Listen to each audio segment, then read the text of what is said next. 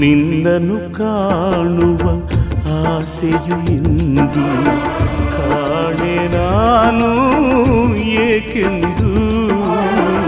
ನಿನ್ನನ್ನು ಕಾಣುವ ಆಸೆಯು ಇಂದು ಕಾಣೆ ನಾನು ಏಕೆಂದು.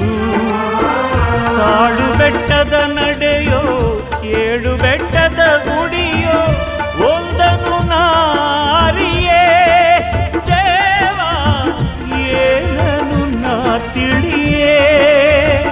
ಸ್ವಾಮಿ ತಾಳು ಬೆಟ್ಟದ ನಡೆಯೋ ಏಳು ಬೆಟ್ಟದ ಗುಡಿಯೋ ಒಂದನು ನಾರಿಯೇ ದೇವ ಏನನು ನಾ ತಿಳಿಯೇ.